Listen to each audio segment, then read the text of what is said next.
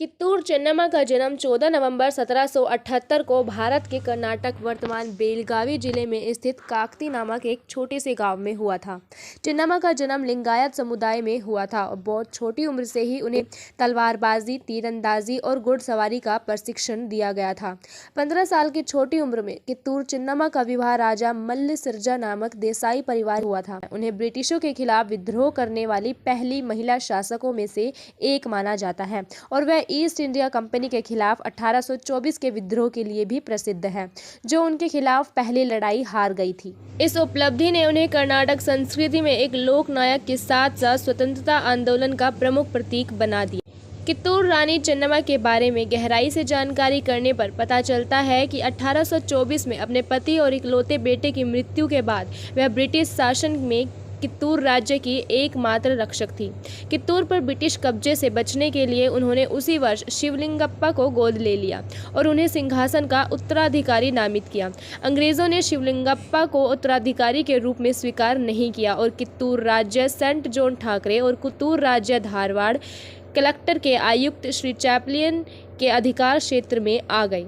रानी चेन्नम्मा ने board presidency के lieutenant governor Elphinstone को कई पत्र भेजकर साम्राज्य के सामने अपना पक्ष रखने की कोशिश की, लेकिन उन्हें अस्वीकार कर दिया गया, जिसके परिणाम स्वरूप चौतरफा युद्ध हुआ। अक्टूबर 2024 में ब्रिटिश युद्ध सेना को भारी क्षति हुई, उन्हें पीछे हटने के लिए मजबूर होना पड़ा, जिसके परिणाम स्वरूप रानी चेन्नम्मा की जीत हुई।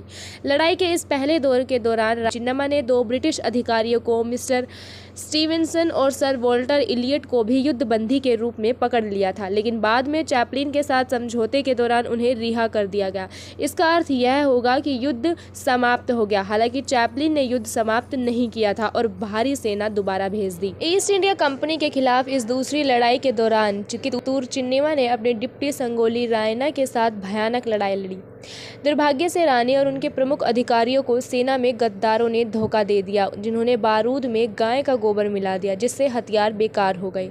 रानी चेन्नम्मा को पकड़ लिया गया और बलहोगल के किले में कैद कर दिया गया। कित्तूर रानी चेन्नम्मा की 2 फरवरी 1829 को 51 वर्ष की आयु में ब्रिटिश हिरासत में मृत्यु हो गई।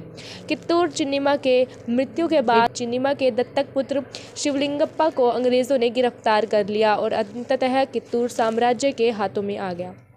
रानी चेन्नम्मा को बेलहोंगल में दफनाया गया था, जो समाधि के लिए एक स्मारक स्थल के रूप में कार्य करता है। इसके अलावा उनकी प्रतिमा का अनावरण 11 सितंबर 2007 को पूर्व भारतीय राष्ट्रपति प्रतिभा पाटिल द्वारा भारतीय संसद परिसर में किया गया। कित्तूर रानी चेन्नम्मा स्मारक समिति के सदस्य विजय गौड़ ने प्रतिमा का निर्माण कराया। दोस्तों, अगर आपको कित्तूर चेन्नम्मा के बारे में थोड़ी सी भी जानकारी मिली हो तो चैनल को सब्सक्राइब जरूर करें। धन्यवाद।